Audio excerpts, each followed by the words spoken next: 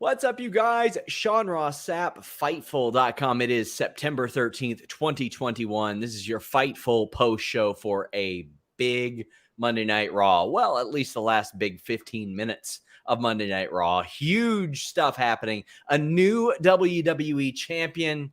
Oh boy, are we going to get into that? We got Denise Salcedo here. We were just saying off the air, it feels like we haven't seen each other in months because, like, 2 of the last 3 weekends, Denise and I have seen each other like 2 or 3 days on a weekend. Then we do this post show. And this weekend, there was none of that, Denise. And then today, you were off doing other gigs. You were off selling stuff. Like, you're still a busy woman. So I was literally not really that much on social media this weekend because Saturday was my day off and I went to Disneyland. So I was kind of there for a while. And it was over 90 something degrees. So when I got back, I was so I had so much heat exhaustion.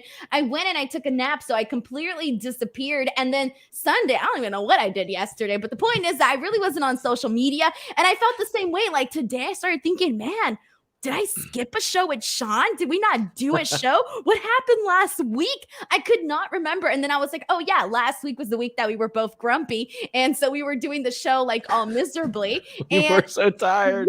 Yeah. And then today, I felt so different watching today's show than I did last week. I felt alive. Oh, well, guys, we hope you feel alive. Please leave a thumbs up if you're watching on youtube.com/Fightful. Please subscribe. We had a fun weekend. We did a watch along of Anderson Silva doing exactly what I said he was going to do, beating the brakes off of Tito Ortiz, and then sadly, whatever Vitor and Evander Holyfield was. But you know what? We got a bunch of interviews dropping this week, just a ton of stuff. Frankie Monet, how about Shay from the Nitro Girls? I was so excited for that. And we'll wrap up the week with another women's interview. Killer Kelly this weekend. So lots of stuff coming to Fightful.com. But coming to FightfulSelect.com today was some really big news just across the board. Denise, we'll start with something that didn't happen. Samoa Joe was slated for this show to promote NXT 2.0, which is actually NXT 3.0, but that's neither here nor there. That didn't happen. Samoa Joe has vacated the NXT title. We'll have a post show with Kate Hensler and Alex Pawlowski tomorrow night. But that didn't happen. That's a bummer, the Samoa Joe news. See, I feel like the Samoa Joe news, everything that has came out as of late, first the whole thing about him relinquishing the title and then your report, I just feel like there's so many questions to still be answered as to what is really going on with Samoa Joe. Like, part of me thinks like, okay, is he legitimately injured? Is this all part of the story? I really, truly have no idea. And so I feel like it's one of those things that we're not going to find out until like a bit, or until Sean, you go out and let the people know. But it just feels like it's so confusing. Like, it came out of nowhere. I wasn't, like I said, I wasn't on social media this weekend. I log in and that's the first thing that I see. And I'm thinking, okay, that was not what I was expecting whatsoever. And I had just thought, even if they, let's just say he wasn't injured, or, if it just happens to be some sort of work or something like that, I was expecting for them just to do whoever won that contenders match, just to have their match with Samoa Joe the way that it had been planned. So it kind of seems a little sudden. And I don't know. I have a feeling that it really just has to do with this new NXT 2.0. And all I'm going to say is now, even though I want to see Pete Dunne be that champion, I have a feeling that it's going to be LA Knight. Well, we're going to watch that tomorrow night. Of course, we have full coverage at Fightful.com. Alex Pawlowski, Kate Hensler here tomorrow night. Another NXT-related story that we broke on FightfulSelect.com today. Johnny Gargano's contract is up very soon. Pretty soon this year. You can go to FightfulSelect.com and get all the details there. It seems like the hits keep coming, Denise. I mean, and the reason this is so surprising, it doesn't necessarily mean he's going to leave, Denise, but as we've heard in the past, like, WWE would re-up these people a year and a half ahead of time and lock them down for years. That's just not the case anymore. And this is another big NXT star, a Triple Crown champion, one of two with Adam Cole, who has his deal coming up very soon. It's so weird. I just feel like he's another guy similar to Adam Cole. Also, we've been talking about Kevin Owens and, you reported that. And it's like, Johnny Gargano is just that guy that has done it all in NXT, similarly again to Adam Cole. So I don't know, like, what do you do? I know that I can't imagine him leaving right now because at the end of the day, I feel like there are only so many places. Well, there's definitely different options for people to go, but I just really feel like WWE really needs to do what it takes if they want to keep Johnny Gargano, which I think they should want to keep Johnny Gargano. They really do need to do what it takes to start persuading some of the talent to not necessarily jump over. And there are options out there. I mean, Ring of Honor does have money to spend. There is Impact Wrestling, who has spent some good money on the likes of Moose and Good Brothers. It's not always just AEW necessarily, but we are going to have a lot more on this on FightfulSelect.com. We are breaking stories every day. We would greatly appreciate if you guys would subscribe to that. That is the most direct way to support us. And it's not just news. We have 7 weekly shows. We have Q&A shows, additional Raw and SmackDown reviews. If you want something a little more hateful, that's the place for you. FightfulSelect.com. Joel Wood says, do you think Candace's pregnancy will play a factor in whether Johnny leaves or not? I don't think it will play a factor at all because I think that Johnny will get work regardless. But get in your super chats, guys. That would greatly help us. It'll get your question or statement read on the air. We do have our great moderator, Luis, keeping track of those. But another piece of news that I broke on FightfulSelect.com today, Denise, that saw its way through was that Big E was slated for tonight's Monday Night Raw. And boy, was he ever. He joins, or he kicks off the show, and he's joined by Randy Orton and Bobby Lashley and Riddle and MVP. And I'm so excited that I want to skip through all this, but I can't. Because I'm just so excited to talk about what we're going to talk about at the end of our show. But this is a lot of posturing between Lashley and Orton. I'll tell you one thing I loved about this opening promo, Denise. MVP saying, this match was supposed to be at Extreme Rules, but Randy Orton politicked to get it changed. And Randy Orton goes, yeah, so? So for me, I thought you were going to say almost the same line that I thought that I really liked from MVP. So MVP tells Big E, I forget verbatim exactly what he says, but he basically says, like, why aren't you challenging Roman Reigns? Are you afraid of him? Yeah. I kind of felt like this was like a good line and also a bad line. It was good because that's a really good shot, but it was also bad because why isn't he challenging Roman Reigns? And that is part of the reason that, when Big E tweeted what he tweeted, I knew for a fact that they had to have him win the title. They couldn't do a tease. They couldn't have him be a liar. None of that. I knew the second he sent that tweet out that they were going to have him go out, cash in today, and have him win, or else it was just not going to look good whatsoever for Big E. But at the same time, on the SmackDown end of things, it really doesn't tie a pretty bow on that end, because I did feel like MVP was making a lot of sense in this promo, and he's the heel. He's not necessarily supposed to be making that much sense, but he did make sense. However, given the way that everything turned out, I have my thoughts on Big E becoming champion and how it was executed and all of that. But at the end of the day, I thought that today's Raw was good. I thought that the way they kicked it off was good. And the way that they also teased it, even though, like I said, I knew the second I read that tweet that he was going to cash in and become champion, there was still a part of me that thought, what if they don't? What if they don't? Because they keep saying it, and they kept saying it throughout the entire show, where Big E kept saying, I'm going to cash in. I'm going to cash in. And I started thinking, well, what if they don't? What if they just decide to swerve all of us? So I will give them credit for that, even though I was sure, they had me doubt it for a second. So after Fightful Select posted that report, Big E followed up, and he's like, okay, now that everybody knows I'm going to be at Raw, I'm going to make it clear I am cashing in Money in the Bank tonight. And still, it's one of those things, Denise, where WWE knows that we know about them. They know that we know they are complete trolls, Denise, and we still doubted it. And I thought that this opening segment was... Is that a good thing or a bad thing? It's bad. It's a bad thing that they know that we're like, well, WWE really sucks at booking stuff, so we shouldn't get our hopes up. See, but then it could kind of be like, okay, well, maybe because I don't know. It is a bad thing, huh? It is a bad thing. I was trying to find a different way around it, but it's like, not. I hope they throw us a bone this one time, Guys, keep getting those super chats in and please leave us a thumbs up. I am so glad to see thousands of you here right now. Make sure to subscribe to our Clips channel, youtube.com/Fightful Scraps. We have event footage, social media videos, show clips, as well as interview clips. So make sure you check that out. We've got a bunch of super chats. Gregory Nelson says, to think I wasn't excited about attending Raw Live tonight. Oh, boy, you picked a good one. You picked a good one. Joey Bag of Donut says, WWE actually making good moves. Yay, competition. This is what we want to see out of competition, Denise. We want WWE to see, oh, they got Adam Cole and they got Bryan Danielson. Let's give them something big. Now, Andrew Zarian had tweeted that this had been the plan for a long time. I have not confirmed that. I'm going to try to.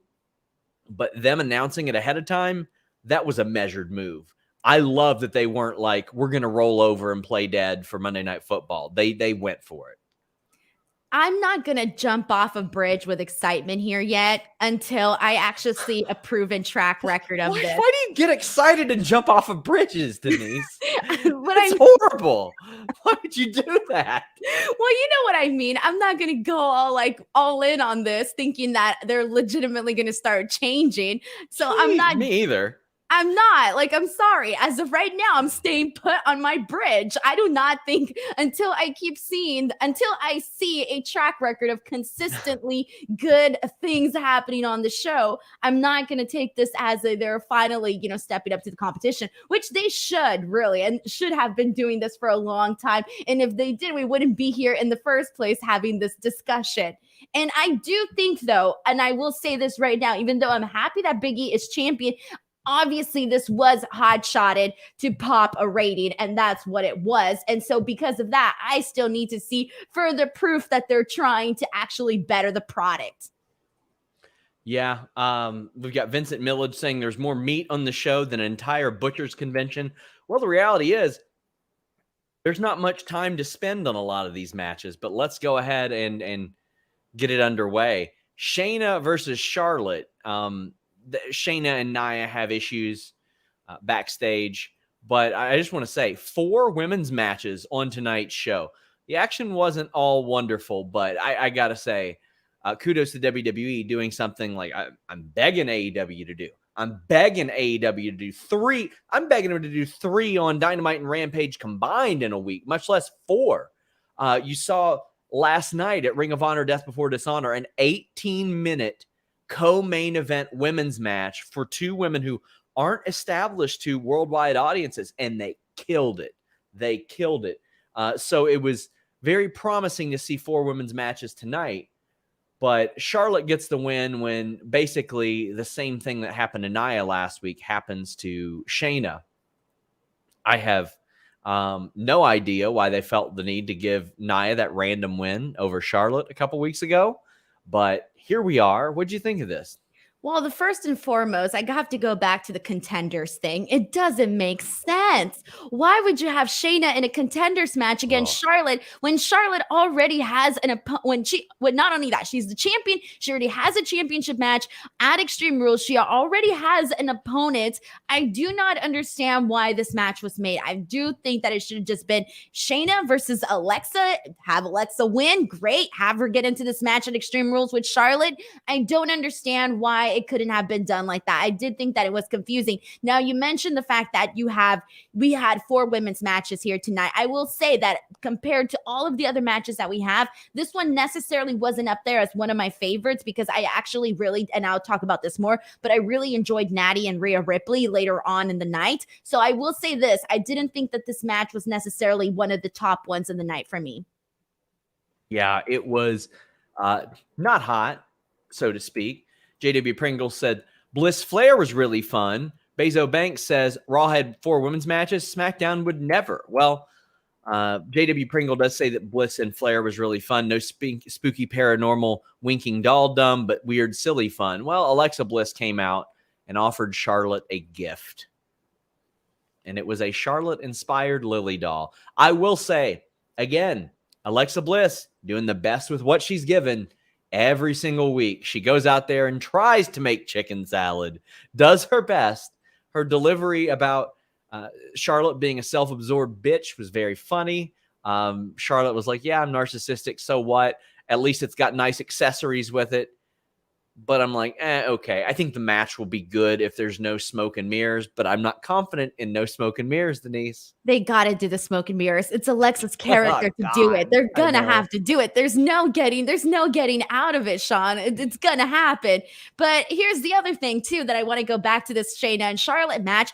I'm totally cool with them giving this match to Charlotte, just having her get a win. She's going, she's the champion. She's going into this match at Extreme Rules. She should be getting wins. But again, don't make it that contenders match. I just think it really takes away from that. But as for the actual doll, don't shoot me, but I didn't hate this segment at all. I thought it was hilarious. And I was curious as to what she was going to give her. And I had a feeling, okay, it's going to either be a Lily doll just for her, or it's going to be a Charlotte version of the Lily doll. And it ended up being that. I didn't hate it, all right? I mean, I feel like based on what they've done with Alexa Bliss and the Lily doll, they've done far worse. Like all of that stuff with Shayna screaming in the mirror and Raw closing out like that was bad.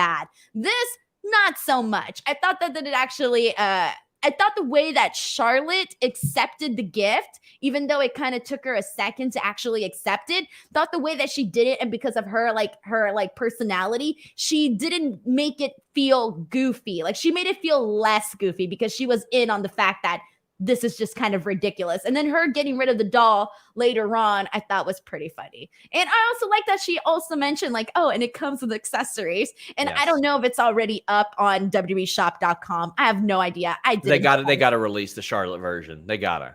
Do you think they're going to do a whole line? They should. All of a sudden, all the women? Why not? That's an easy $30 right there every time. Donnie says, could you please fantasy book a feud between Lily and Kenny Omega's blow-up doll? I mean, at least the blow-up dolls wrestled in the past and had a pretty good match at that. Hey, Lily's taking a bump. Don't disregard Lily's career, okay? That is true.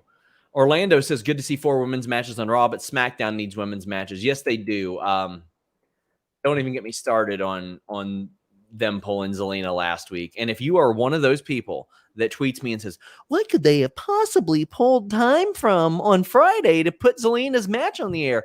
I don't know. It took them 8 minutes from the start of the show before Roman Reigns said a word. Rollins and Edge was a 33-minute segment. A title match at the end of the show that went to a non-finish went 15 minutes. I think you could have carved out 6 to 8, or I don't know, put Zelina on the screen, completely out of character, talking about what it means to her. Some shit is bigger than WWE and face and heel. Very, very not happy with how they handled that, but there you go. Orlando says, tonight Raw was great and the crowd was on fire. Every match got a reaction. Charlie dolls on the WWE shop for $40. She's more expensive than Lily. I love it. Lily's $30. Sean says Charlotte and Charlie versus Lily and Alexa confirmed. Would this count as a mixed tag match? Yes, it would. It would. Maybe. It would, right? Because it's like doll and human. Yeah.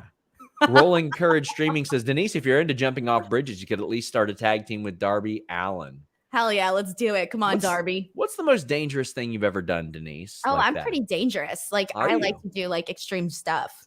Yeah. Do you? Yeah, I do. Give me an example. I've done cliff jumping.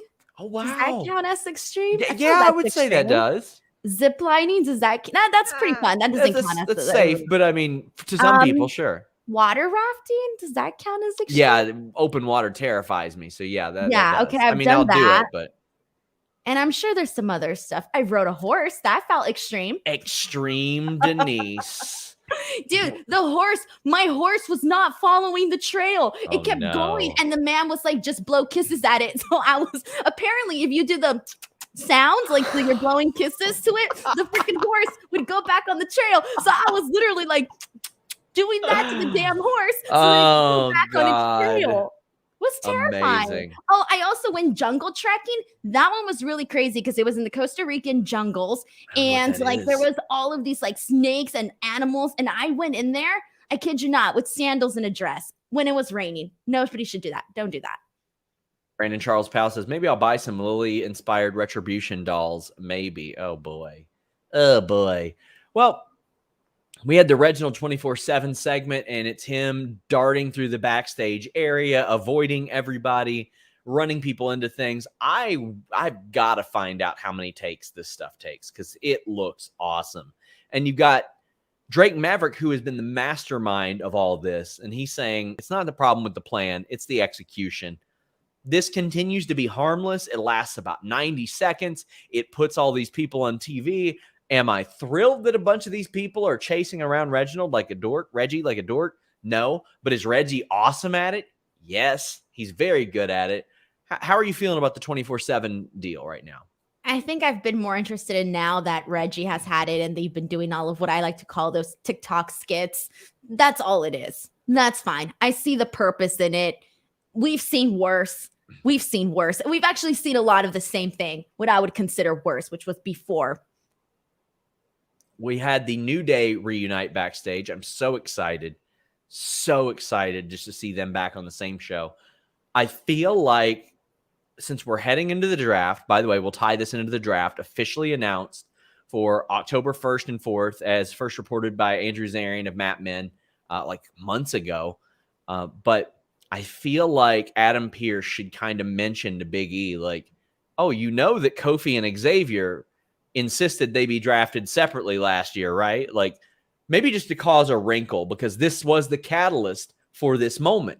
Big E had to go do his own thing. We saw it months before when Kofi was on the shelf and Kofi sort of gave Big E his blessing to go on his own. Then they got drafted separately. I would love that wrinkle to be there and see how Big E responds. Like, would he be thankful? Would he be upset?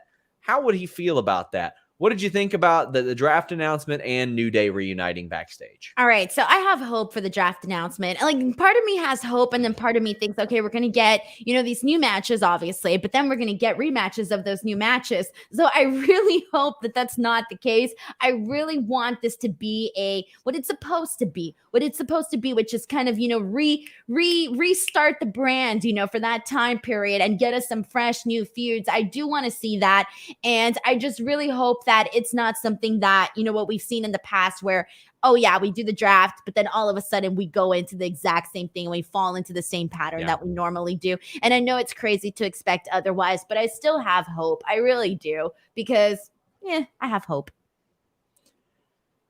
Up next, we have Super Brutality. We have Nikki ASH taking on Tamina. This was not good at all. This was very bad. It looked like Tamina kicked out at the end. She did not. Her Riccicino posted a nice screenshot of her actually not kicking out.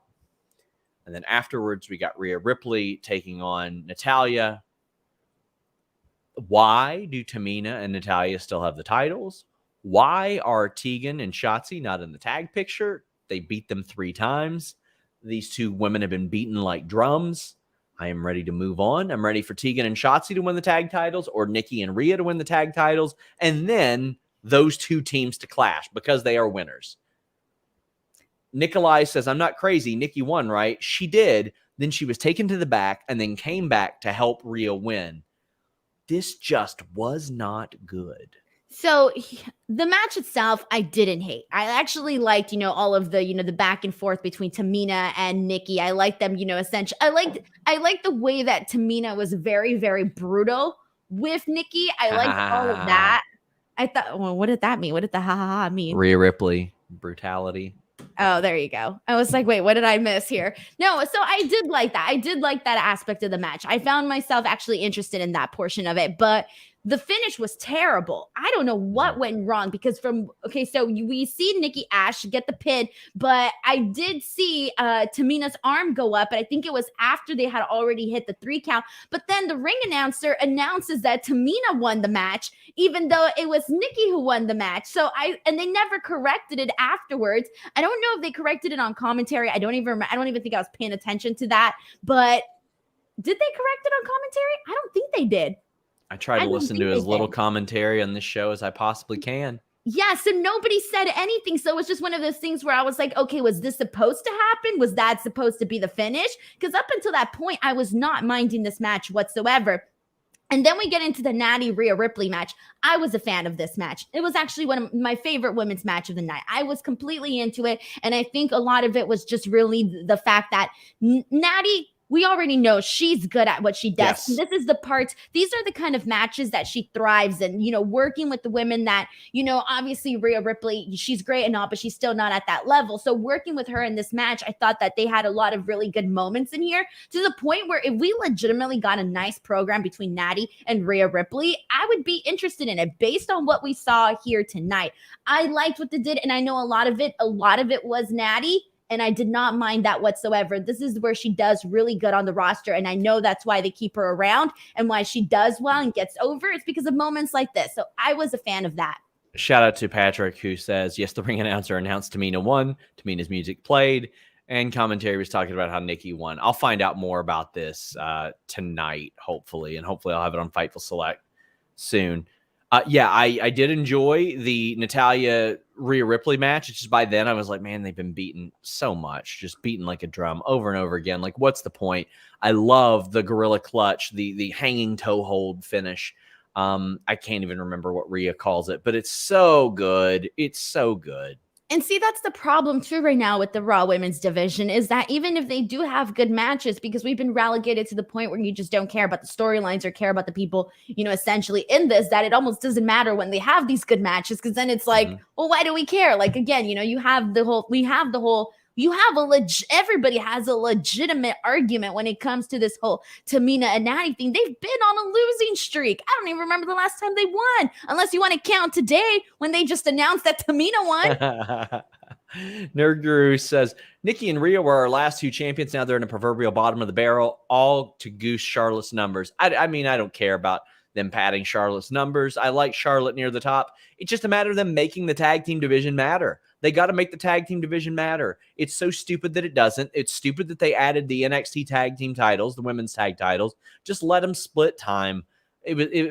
That crippled what they had in the tag team division. It crippled it because it reduced the ability to jump between brands. And Tamina got over. Like, during that WrestleMania match, I wasn't expecting her to get over. She did. When they won, that's why she got the whole push. Yeah, there you go. When they got the titles, they were over for a bit. They should have built up on that momentum, and they didn't. Instead, they went into this like wonky like story with Mandy and Dana, and just everything that went down from there. I think they could have had something had they built off of that. 12 Loose Leaf says, why hasn't Nikki mentioned she's a two-time tag champ? They should play off of that way more. They really, really should.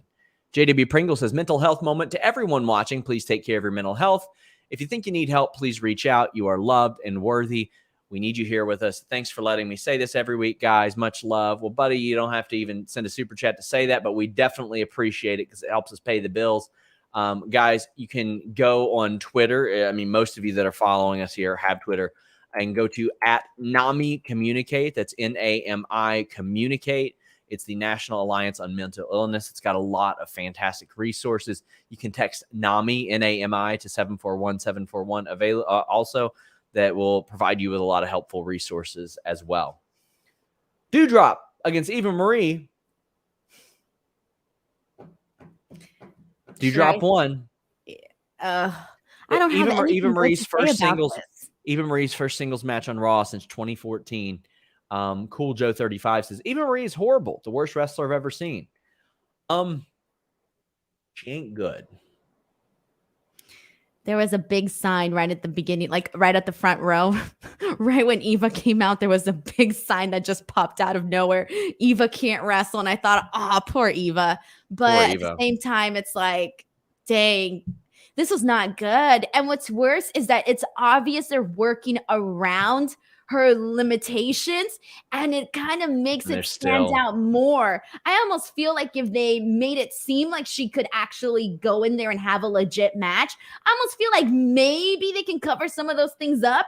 But I almost feel like they're showing it a lot more, and that's part of the story. Yeah, I think it's part of the story. It's a lot like Reba, not Rebel, in AEW. Like, she's not the strongest technical worker. Like, everybody knows that. She's more of a character.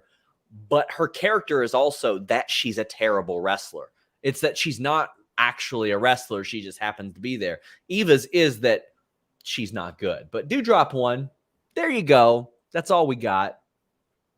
There That's it. isn't much. There isn't much. Well, I'll tell you, there's a little bit more on Karrion Kross. Karrion Kross cuts a promo, and I just want to know, raise your hand if you're one of those holdovers that still believes that we need to let it play out with Jeff Hardy and Karrion Kross, because I'll tell you what's going to happen. On October 4th, when the WWE draft happens, they're probably going to do Karrion Kross versus Jeff Hardy. And Karrion Kross is going to beat the brakes off of Jeff Hardy, and then I'm going to have some absolute dump of a human saying, see, you should have let it play out. They always planned this. This was always the plan. Long-term storytelling. And it absolutely isn't. But I really enjoyed this Karrion Kross promo. It had some definite shades of Sean O'Haire. I know we've got a much younger demographic that might not remember 18 years ago when Sean O'Haire was around, but Sean O'Haire was a very high upside, huge athletic signee from WCW who was brought up in the power plant, looked like he had all the tools.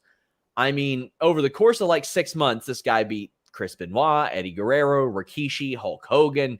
He beat a lot of people on that show, was in an angle with Roddy Piper, and unfortunately, things didn't work out for him. His demons got the best of him. But I thought Karrion Kross did really good here. It's just, this should have been week 1, Denise. This should have been the first time he showed up. So I saw your tweet about the Sean O'Haire thing and the Sean O'Haire comparison. And I think that if anybody is going to be able, if anybody could be able to do something like that, I do think that Karrion Kross has what it takes to be able to pull that off.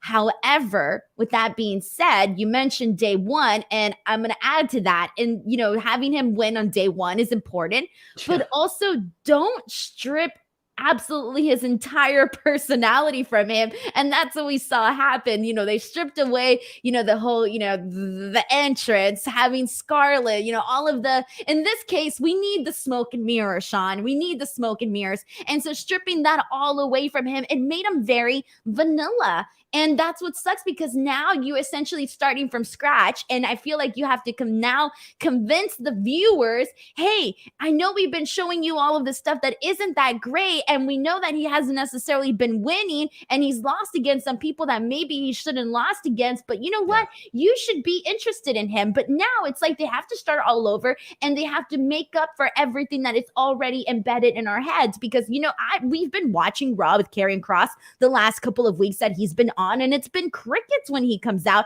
And so when he comes out, and if I'm a viewer and I'm not, let's say I don't know anything about NXT or anything outside of, you know, Raw or I didn't know Karrion Kross, you know, prior to who he was before WWE, all I'm going to see is nobody cares for this guy. And that's the problem. You don't want to have that be seen for the people that, you know, maybe don't have any other outside information. So they do have to rebuild that from scratch for him. So I see a lot of people saying, oh, he did this in Impact. I'm aware he did it in Impact, but when you use this verbiage on WWE TV, you will get comparisons to Sean O'Haire. He is one of the great what-if stories in WWE. KE says, like Kross's promo today, can we assume that Scarlett is out of the question? Francisco says, any word on Scarlett? Keep up the good work, Sean and Denise. I've been trying to find out and trying to get a confirmation on it. I don't want to speculate on anything, but she hasn't been around much since she did that dark match. Still working to find that out, but I'll tell you what, the big angle, Denise, is not, oh, Scarlett's going to show up and then he's going to beat everybody up. Because after the Keith Lee loss, he has not lost again. So weird. So like, was it that hard to just have him win and then he loses Samoa Joe and then he's gone, or just hold this off for like a month or something? They could have waited. Yeah, they could have waited.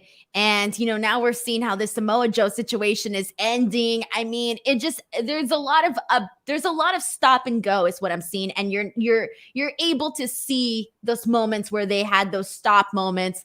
Stop. Let's recompose. Get going again. That's kind of, it's very noticeable that there isn't an entire plan here for Karrion Kross when he was going to come into the main roster, for Samoa Joe. I mean, just everything. I don't know. And I'm wondering, is Scarlett going to, if she does, when we see her again, is she going to come back? She's going to do her own thing by herself? Are they going to put her with somebody else? Are they going to put her with Karrion Kross? I don't know.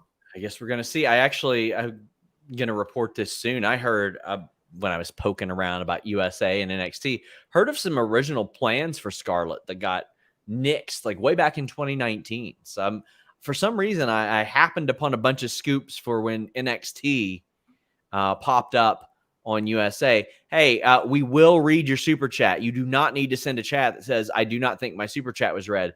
Your super chat was about the Bobby Lashley title win. We haven't got there yet. We'll get there whenever it's time. So were those plans good, though? And I know you're going to report them later, but were they good plans that were nixed or bad plans that were nixed? I mean, it was who she was going to manage. So it's hard to say. And Oh, it was in NXT, so I have a lot more confidence in them. Oh, okay. Akib says, Vince feels as though the Royal Rumble pay-per-view is going to save him. Bruh, I don't know what that means at all, but I appreciate the super chat. Brandon Charles Powell says, Raw wears me out. Maybe they overcomplicate things. Guys, don't send shit like that. You will get banned immediately. If you speculate pregnancies, COVID, all that shit, don't do that here. Do that somewhere else. Akib says, love you both. Keep it up. SRS for Office DC. That sounds like a terrible idea. Me being in office sounds miserable. Brandon Rosen says, the women's tag titles were already meaningless. Scrap the women's tag belts altogether. Then you have a chance to create fresh matches and storylines and make the women's division interesting again. No, what you have is the opportunity for a whole bunch of women to sit on the sideline and WWE to not book them and not have anything worth fighting for. You could just, instead of scrapping all these titles, just book them to matter. I'm not of the belief scrap a title and everything else means more. Because what that shows me is it didn't mean enough for you to keep it. They have women too to fill up this roster. I mean, granted, they have to reshuffle a little bit and, gather, dot their I's, cross their T's, all of that. But really, they have the opportunity to make the women's tag team titles actually mean something. And even I don't think they should have two sets of women's tag team titles. I do not think that they should have done that. But I still think that even now that they've already, made their bed with that, I do think that they can revive both sets of those titles because I do think they have more than enough women to do that.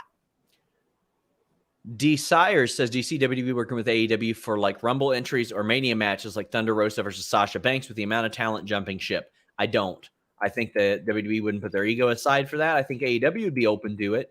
And I wish they would because it would be the biggest thing that I've ever covered in my life. And it would be it'd be massive. Guys, remember, leave a thumbs up, get your super chats in, get your question or statement read on the air. Joel Wood says, with word that Vince is going to allow Bryan to work in New Japan, do you think this will represent a change in policy as far as negotiating contracts? Yes. If I were a WWE talent, I would not even negotiate with WWE unless, one, they offered me a no-cut clause, and two, they were willing to give me some flexibility on schedule and a lot of stuff like that. So, yeah. But Sean, but that's the thing though. But Daniel Bryan was in a different position. I feel like it also depends on who you are. Not every Joe Schmo on the roster can go and be like, well, this is what I want. This is, I think we can do it. It ain't going to happen for everybody. Like it happened. Like they were generous to him for multiple reasons. I don't think everyone's going to get that. Drew and the Viking Raiders defeat Jinder, Veer, and Shanky. It happened. I like watching Drew hit a Michinoku driver on really, really big people. That's cool. I don't know if I needed to see Drew fight these guys again because I've seen that 100 times. He needs new competitors. He's like the only person where I truly feel he should jump over when this draft happens. He needs to go to SmackDown. It seems like they're just biding their time. Yeah, right? It feels pretty obvious now, especially that he's in this, whole thing with Sheer. I was with Sheer. Sheer's not the name. What is it? Vanky? Veer. Veer I forgot their names so much. What did I say? I don't even remember. Shanky and Veer, whatever, them. Yeah, this happened. Good for them. Okay, there's not much to talk about. Jamel says, whose side are you taking on the second trial of Faye Jackson? Not Faye. She was in the wrong. Rage Lack says, also three out of 4 of the last WWE title changes have happened on TV. Drew Orton, Bobby Miz, Bobby. They shouldn't keep relying on this for attention. Yeah, they should. It's a TV show that's being paid $1 billion for. And I know I teased this USA Fox story last week, but I've been working on it since June when I first started working on this. It's a pretty big WWE Fox USA story. and I was told, oh, wait for Cena to come back. Okay, now please wait for SummerSlam. And then we find out Becky and Brock are coming back. Oh, wait for this. Wait for this. Wait for this. There's so many different things at play. And next year is about the time when they start negotiating new deals. So we'll see. Moxie says, Faye Jackson bets just favor Big E. It's facts. Oh, boy. We'll talk about that. Akib says, it means Vince McMahon wants a big pay-per-view like the Royal Rumble to show his hand, but they don't build new people or carry storylines, so it's going to fail. Ultimately, it's about building to these moments, not just making these moments happen. I think that Big E trolling Paul Heyman helped a lot, but this was just completely out of left field. We'll talk about it. But let's talk about Damian Priest, Jeff Hardy, because, we got Sheamus and Damian Priest at Extreme Rules, and there were a lot of people that thought I meant, like, when I was like, oh, great, this again. They thought I meant tonight. No, I'm still not excited that they're doing this for like a 6th or 7th time at Extreme Rules. And Damian Priest wins. It was a fine match. I like the open challenge format. I think that gives you a lot of room. I'm not going to complain that Jeff Hardy hasn't won a bunch. If it's an open challenge, it's an open challenge, Denise. And I also like doing the babyface versus babyface thing. We saw heel versus heel earlier with Charlotte and Shayna. I'm all for that. I thought this was a fine way to spend some time. I think this is a good way to properly. Well, you know what? I'm going to reword this. This is a good way of using Jeff Hardy this week to also, help out Damian Priest, young up and coming star, etc. All of that, right? Or up and coming star. So, but here's the thing though, is that with Jeff Hardy, I feel they do need to do so much better with him. And that I know there was that whole conversation on Twitter, about having him in the 24/7 title picture and all of that's already been, people have shared their thoughts on that. But it's just like someone like Jeff Hardy, who was one of the top, WWE stars, for a chunk of time there. And now you essentially, I feel like he's had one of those cases where they have stripped so much from him where it's almost like they took a lot of what makes Jeff Hardy cool away from him and in these storylines. And if they want to, help out, people like Damian Priest who they're trying to get over, you can't necessarily do that to people like Jeff Hardy. And I'm sorry, but I don't understand why they can't at least book Jeff Hardy the way that they're booking Sheamus, for example. I don't get it. I feel like they can do so much more there. Mark says, don't announce open challenge opponents on Twitter ahead of television. I disagree. I'm okay with that. If it's an open challenge and he's got the opportunity to accept it, you can promote it. That's okay. We had New Day, Ali and Mansoor against Mace, T-Bar, AJ Styles, and Omos. Cool Joe says, the tag team turmoil last week match went nothing. Well, I mean, I hope they still have this tag team title match, MVP and Lashley against Orton and Riddle, because why wouldn't they? I hope they do. If they don't do that match, Denise, that's real annoying because that took up like half the show. But they got it. Tonight, my only real thoughts are Mustafa Ali is really, really smooth, and they're doing their best to maximize the positive in Omos. And I had somebody say, oh, well, what's the end game? He can't work. He can't sell. The end game is somebody beating him. The end game is somebody defeating Omos and getting over on this very limited guy. I think that's how limited performers should be used. Get them over really, really well, and then use it to have somebody beat them and have somebody else get over that is not as limited, that could help it a lot. What do you think of this? It's very obvious that, they've been keeping Omos strong. In fact, they've been building him up even stronger. I'm not opposed to it. It still doesn't feel... I don't know. It still doesn't feel, I'm not completely sold on it yet, but that's what it's going to take. It's going to take him keep getting these wins, keep getting these nice wins that he's been getting for me to kind of really start getting a little bit more behind him, but they are definitely building him up. And it's very clear that they're doing that.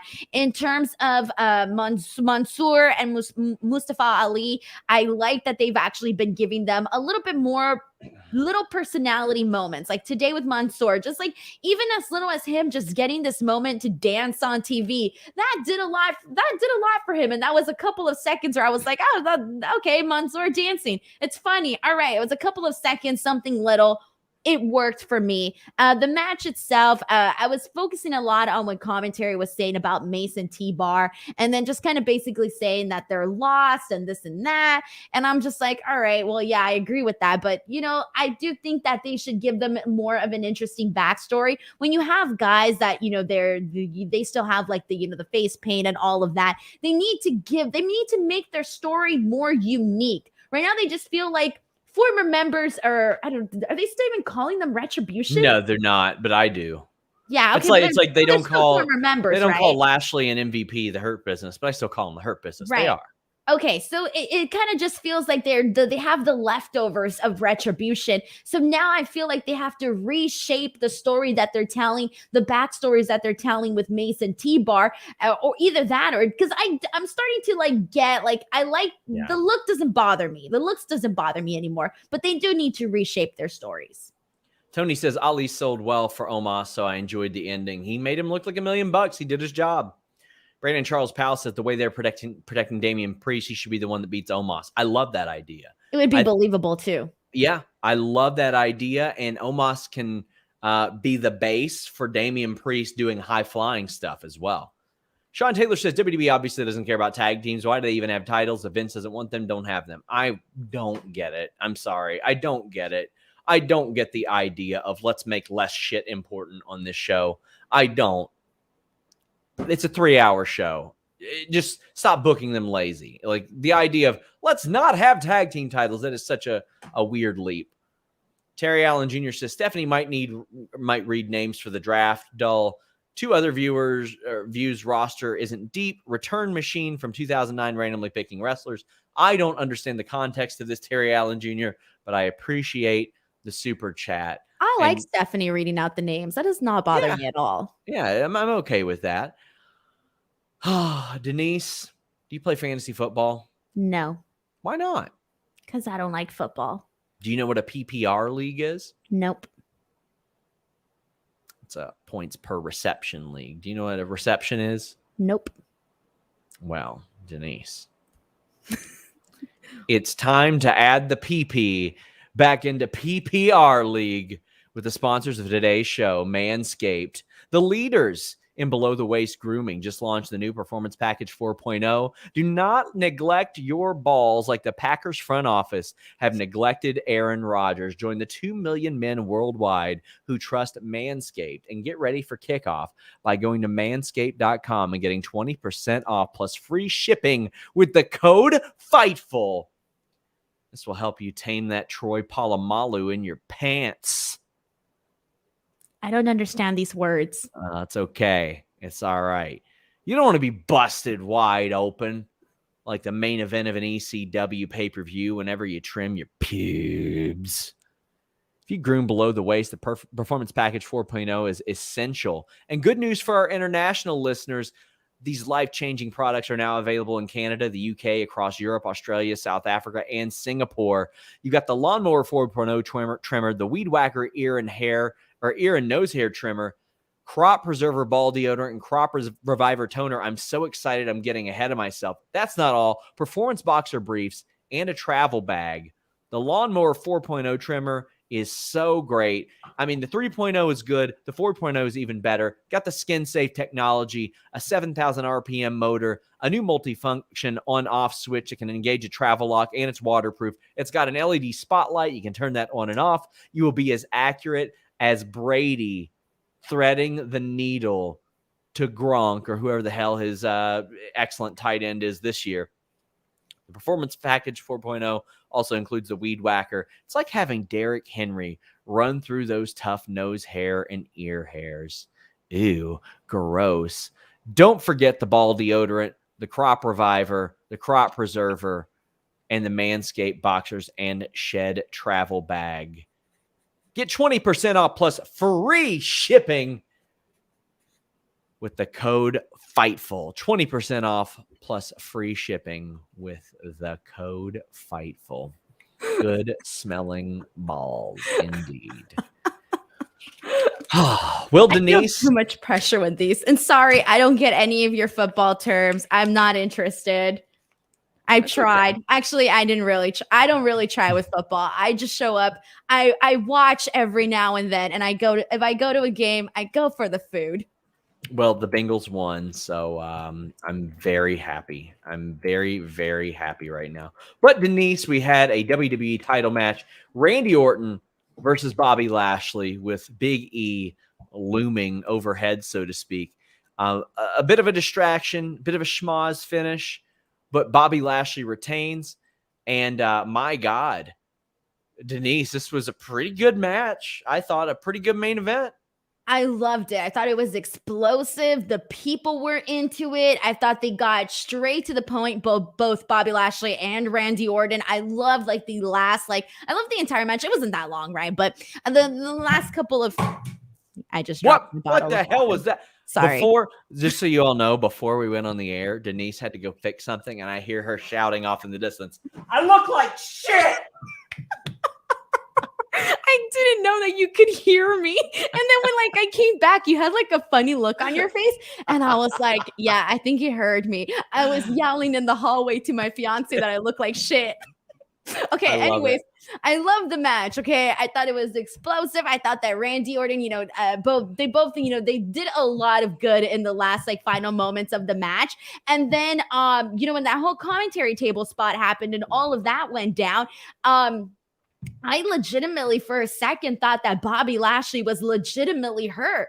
I wasn't sure. To be honest, I wasn't too sure. Once I actually, and then there was they muted, they had a little bit of a mute there. And I thought, oh man, he's probably definitely hurt here. So I fell for that. So good. I'm glad that they did. I like to be in there and go, get a little surprised here and there.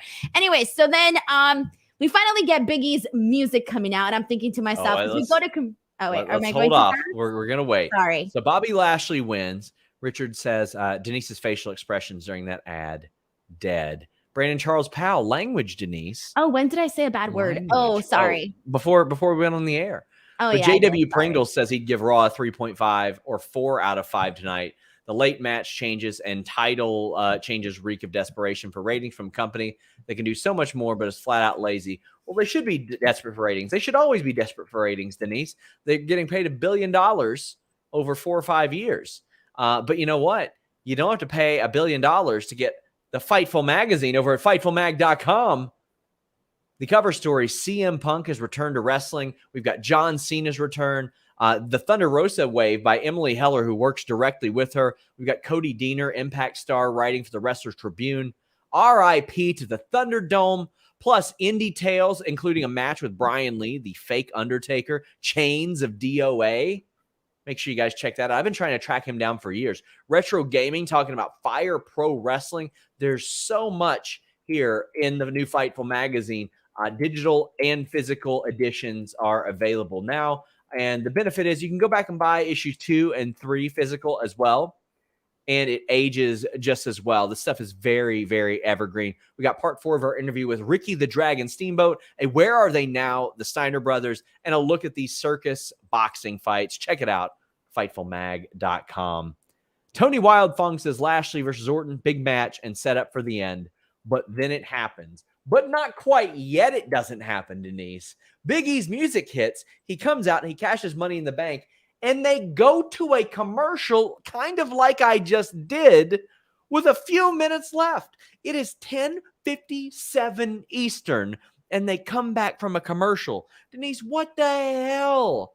So remember when I told you in the beginning that there was a part of me that thought, what if they don't do it?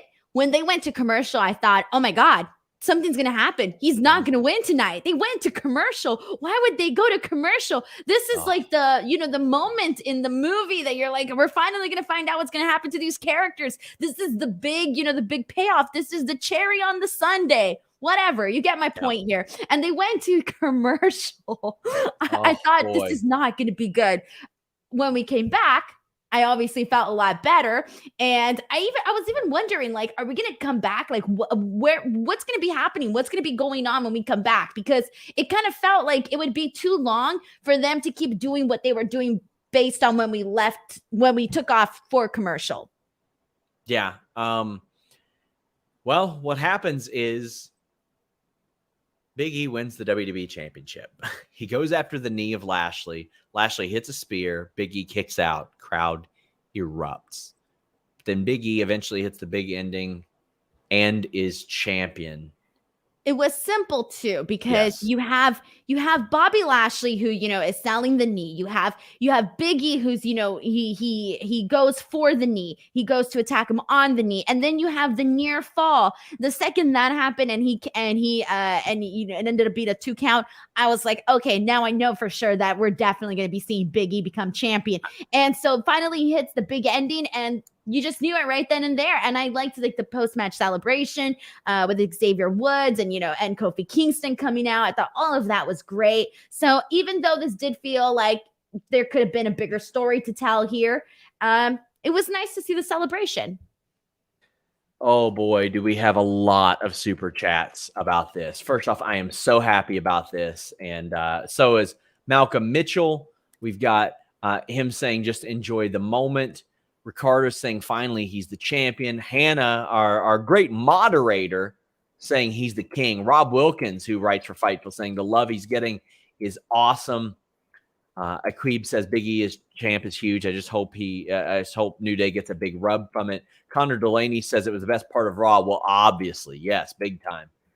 Joey Bag of Donuts says Big E's win was almost as big as one of Denise's BMs. I don't know if you mean big fat shits. BM? BM? Big fat shit, maybe. Maybe. I don't know. Anna M says Big E should have the power to get his last name back now. He told me that they just took it from him. We have so many super chats about this. Orlando, did I tell you when I interviewed Big E, I called him Biggie Langston, and I forgot that he didn't have the Langston anymore. And he was like, Langston. And I was like, oh, that's gone. Dang. Oh, gosh. That was a while back. Orlando says it's about time. Bravo, WWE. I'm just going to try to get to all of these. There's a lot about representation in wrestling, which I think is very important. WWE, especially with the WWE title over the last 2.5 years, Kofi Kingston, Bobby Lashley, Big E, black men holding the world championship, the WWE championship. This is very important. Jay Kane says representation matters. I'm crying because as someone who is black, this matters. AEW needs POC. Yes, CM Punk, Daniel Bryan, Adam Cole are good additions. I see no one positioned as POC. AEW need to do better. They do need to do better. I mean, you better believe if any of those three I just mentioned were available in the free agent market, AEW would be pushing them as top talent. But yeah, I agree. AEW needs better representation in that regard. But my God, Brendan saying WWE love multicultural champions. Well, they have of late, finally, after 50, 60 years. It took a long, long time. Vincent says one thing WWE has is black representation getting main event spots. I know AEW is diverse, but I'd love to see more black wrestlers as a mixed fan. I would too. As not a mixed fan, I would just love to see that. I'd love to see it all over the map. I mean, yeah. Raphael says WWE really deserves praise for the ability to be inclusive these last 2 or 3 years. Doesn't change the past, but it has been something. You got to change sometime, Denise. So I'd rather than them just ignore it forever, them make the change. And they have made the change.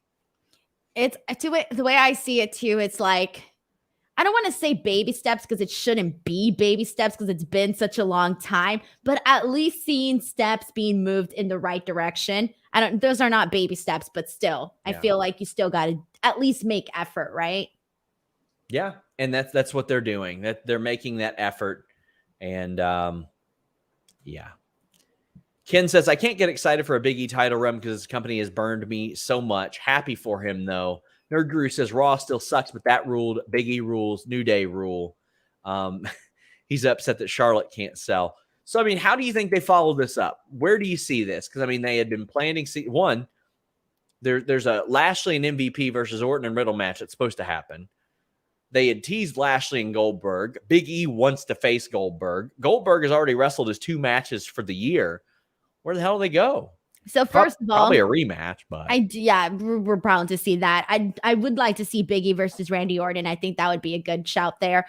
But I just hope that they actually because when Big E won the Intercontinental Championship, it was this big grand moment, right? the reign itself was not anything like, it wasn't anything OMG, and they quickly ended it right away. So I do hope that they actually give him a nice reign here as WWE champion. I don't want it to be necessarily, he gets the belt, you have this big, great, nice moment, and then that's it. And that's kind of what it felt like when he won the Intercontinental Championship.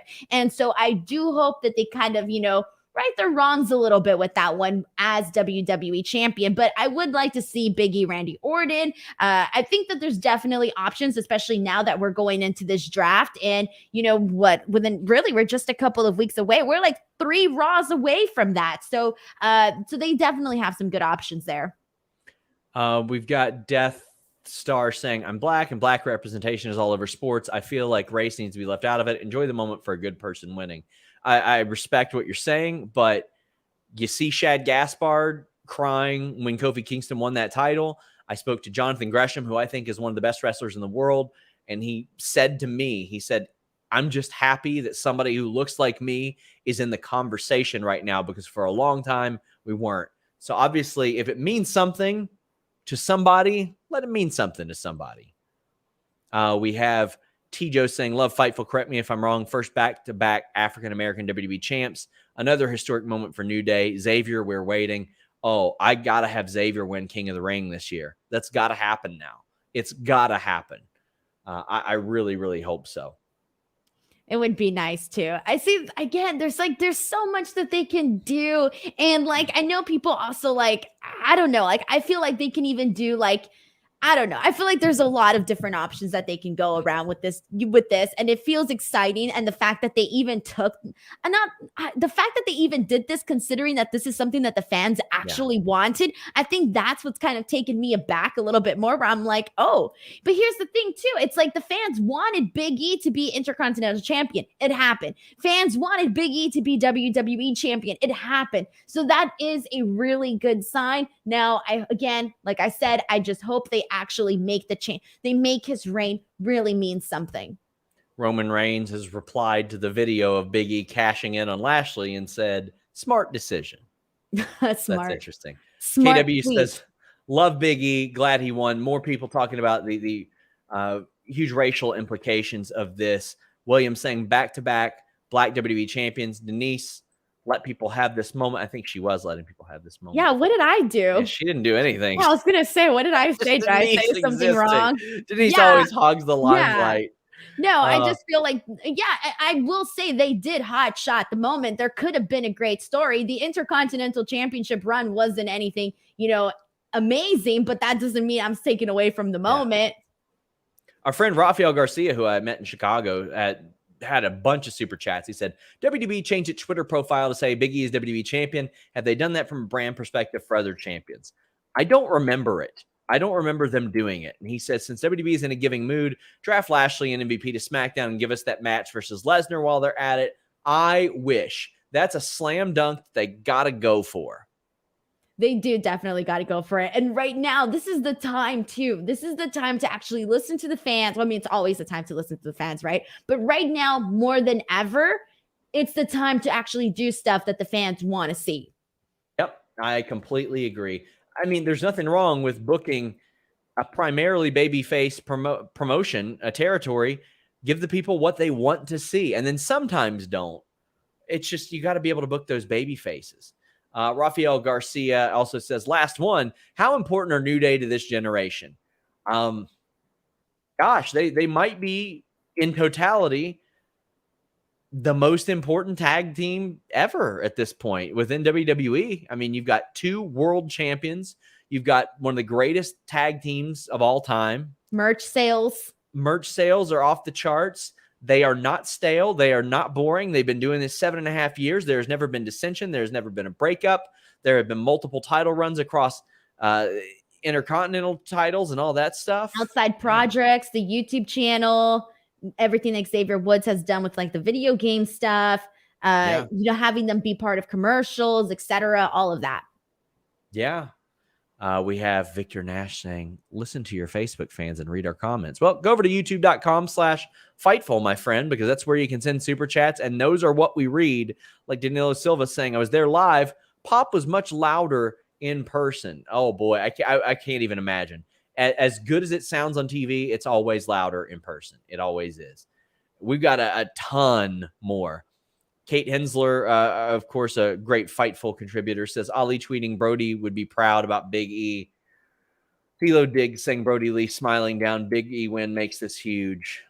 It does. I mean, it's just huge in general, and good for him. WWE Mark says, remember when Big E would never get his moment with his non-serious gimmick? Ha ha ha. Oh God, that was not a smart thing to say. Nope. Definitely not a smart thing to say. And I think that it's been proven wrong. Given the people's reactions, it's been proven wrong. I completely agree. You don't have to change who you are. You can be entertaining and convincing.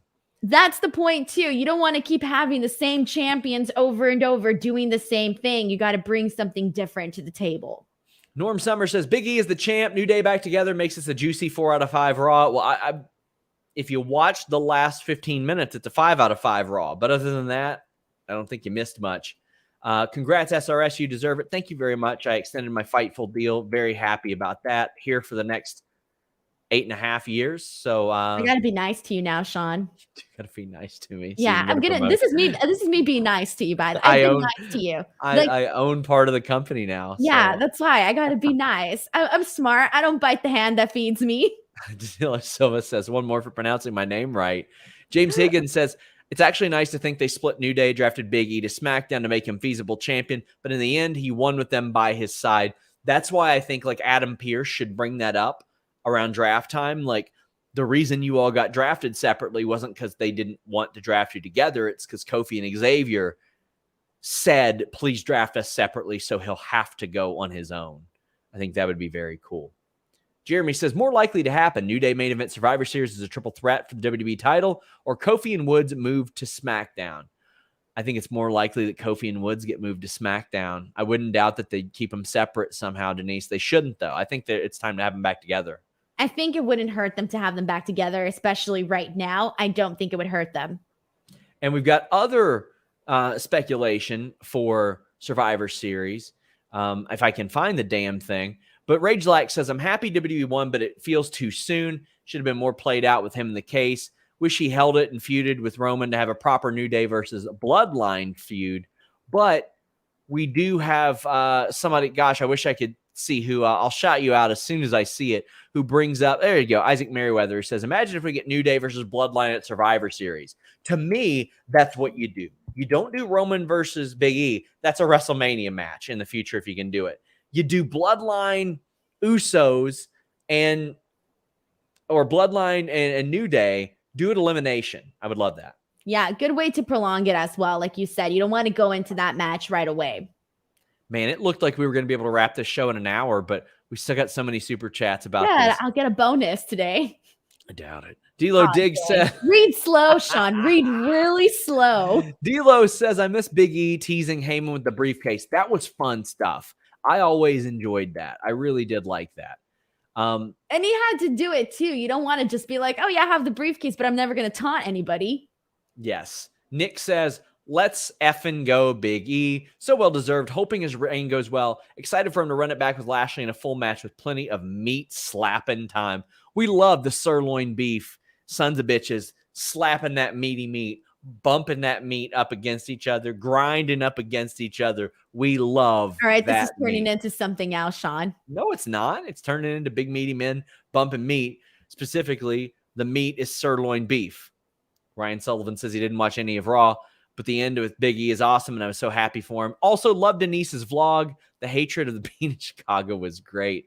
I don't think a lot of people understand like all the work that goes into one of those travel weekends, and Denise's vlog highlighted it pretty well. Yeah, I tried my best. There were some days where I forgot to get footage or like something would happen and then I would be like, dang, I should have gotten that from my vlog, but I did it. Because sometimes you're just busy living your life, you know? Yeah. Tom says Big E's celebration was so genuine. I got goosebumps. It's so easy to be happy for him. Predictable isn't always bad. Cheers, guys, says William Davis. Spent all night wondering how they'd get around to it, and they just did it. Nerd Guru said, too bad they don't think more ahead of these things. Big E challenging Lashley at SummerSlam with the case to avenge New Day and win is better. I agree. That would have They been could have better. planted those seeds. They could have definitely planted those seeds. And That's they why I'm curious when they finally decided to pull the plug, you know? And then they could have just done Lashley and Goldberg at Saudi and saved the match. It would have been like nobody. I can't imagine anybody said, "Okay, I gotta watch this for Goldberg." It was so weird. Except for Denise. Yeah, Robert except says, for me, apparently. "Did you see the sweat fly off Lashley with E's slap? That's Dude, when I knew it was happening. That's when I knew it was happening." No, I mean that wasn't the moment where I knew it was happening for me. For me, it was when Biggie kicked out. But when I saw all of that sweat, I just remember saying, "Dang, he's sweaty." That was it. And that's when I knew that match was happening. I was like, "There's no way Lashley backs down now." IG the King says Roman versus Drew at Mania. There's a story from last year. Yeah, I feel like I see. I personally liked it, especially during that moment. Now Drew has lost a lot of steam, so they would have to build some of that back up. JW Pringle says, if they're going to bump so much beef, let's hope they're manscaped. You're welcome for the plug. Hey, you're welcome for your plug being nice and taken care of. Hannah M says, did I hear something about big meaty men slapping meat? That's my base signal. Well, there you go. Look at that. The big meaty men slapping meat, bumping all up against each other. The sirloin beef sons of bitches. That's a draw, Denise. Sorry. I'm no need to apologize. No need to apologize. We have a lot of people like Young Boy saying he feels like WWE hit the emergency button. Roxas Vanitas saying he hopes that he's booked better than Nikki ASH was. Yeah, he will, because the Nikki character was not treated like a serious character. Connor says he thought they were going to script the cash in because it's Vince McMahon and he doesn't give a damn what we want. The pessimistic side of you, Denise, were you like, this is going to be bad? Were you like, this is a ploy for ratings? I don't care. Do ploys for ratings as long as it's good TV. There was a part of me that was like, man, I did think that they were going to mess it up. I thought there was going to be like somebody coming in and like ruining it for Big E. I just thought this is what the fans want and they're not going to do it. That was just my mentality. Yeah. And I'm the ploy for ratings again. I don't care if it's good TV. James says, my theory about the late commercial was to make a face challenger like Big E have a more legit win as it wasn't a blindside. I mean, that's possible. But also, he said it 12 hours ago that he was doing this. IG King saying Lashley saying ring the effing bell was badass. It was. And that's what I want. I don't want him to be afraid of anybody. He was just being smart. I don't think he was being scared. His knee was hurt. It reminded me a lot of, I don't know if any of you have seen, I think it was maybe Guilty as Charged 01. But when Sandman won the title, he came, like Rhino came and beat the shit out of him. I mean, real bad. And he wanted a match. I think he threatened Sandman's wife, and Sandman is just face down, dead. And Rhino said he was going to beat up his wife if he didn't give him a match. And Sandman just goes, ring the fucking bell. It was so good. It was so good. Yeah, and then with this match, I also like that Bobby Lashley wasn't necessarily, I thought that they were just going to have him, essentially win in a way where it's like, okay, he won because it was, due to Bobby Lashley's knee. So I thought they were going to go straight for it. But the fact that they actually didn't have Bobby Lashley lose in a way that was so dominating, I thought that, also protected Bobby Lashley in a way. So I did like that they, had Bobby Lashley kind of have the upper hand in the beginning of this. And again, that's why I was worried too. I was like, oh my God, they're probably not going to, again, I was not completely convinced. To me, you got to have some of these heels that are convincing, that are so good that you want to see them lose, not just all chicken shit heels. Sean Blanford says, the optimist in me wishes a long Big E title reign because he truly deserves it. The realist knows this is nothing more than a ratings pop, and Big Bob will be the champ again at Extreme Big Rules. Bob. I was about to say, who's Bob? I forgot. Dude, on one of my tweets, I called Bobby Bobley. I put an L for some reason. Bobley Lashley. It just happened. Bobley Lashley. Do Bobley. you ever accidentally misspell it as Booby Lashley? No, it was Bobley. Bobley Lashley. Bobley. John Gorman says, happy for Big E. Who does he feud with next? Thank you for your hard work, SRS. Being subscribed to Fightful Select continues to be a great investment. Yes, guys, please subscribe to FightfulSelect.com. We have 4,200 subscribers. I cannot tell you how important that is. Jimmy Van has a goal of 5,000. That you think you'll be there by the end of the year? I think I you hope might. so. I mean, I at the think end the of way every you're month, going. I freak out and I'm like, oh my gosh, we're losing hundreds because of cancellations at the end of the month. That's always happens. But they And we come keep, back, right? eventually, because somehow I keep breaking giant news at the beginning of every month. But please subscribe to that, guys. There's exclusive news there every day, and there's a show there every day. So check it out. Who do you think Lash or Big E will feud with next? Hear me out. If he doesn't switch brands, I think it should be heel Drew McIntyre. Oh, well, he's been going down that path, so probably that would be a good one there. I'll stick with my Randy Orton one for now. Aaron says, real talk, I'll be a little disappointed if now E is champion. We don't get to see him in a fine suit. You know, he'd look good. Oh, I'm sure he would.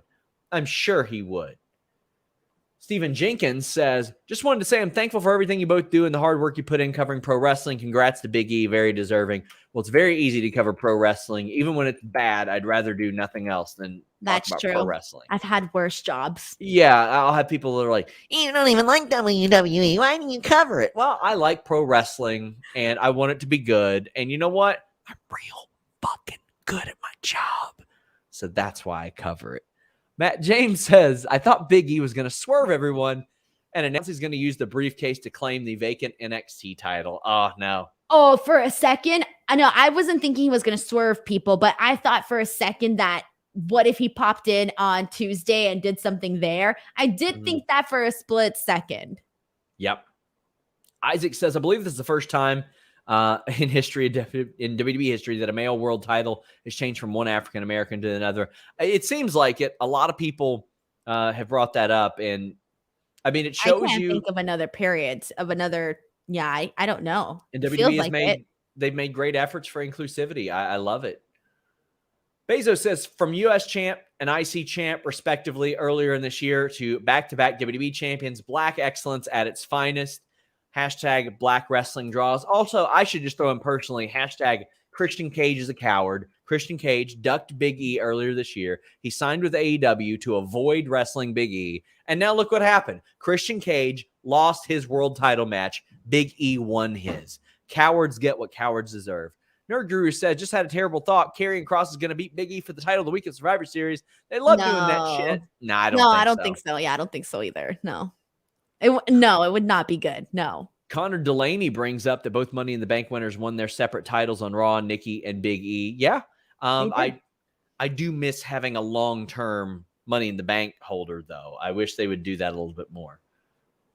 I like it when I get I know this is it's been a very long time, but growing up, I used to like it when I forgot that somebody had the Money in the Bank briefcase. Yeah. And it was always like that big surprise where it's like, oh my God, they really did come in. Well, unfortunately, WWE would beat them so much that you would forget that they were worth anything. But Waffle Box says, was this a knee-jerk reaction to get ratings? Maybe, but who cares? An awesome man got what he deserved tonight. Let's celebrate. You know what? I completely agree. When Booker T won his first WCW title, I was like, you know what? Is it a knee-jerk reaction to Hulk Hogan not wanting to do business? Yes, it is. Do I give a shit? Nope, because Big E or Booker T was champion. Big E is champion now. People get what they deserve in those two situations, and two guys that have worked really hard for a really long time and overcame a lot, got something special. T-Mac says, love that Big E won the championship, but the presentation was trash. They went to a commercial break right after the cash in, killed the momentum. You're with us right there, T-Mac. I completely agree.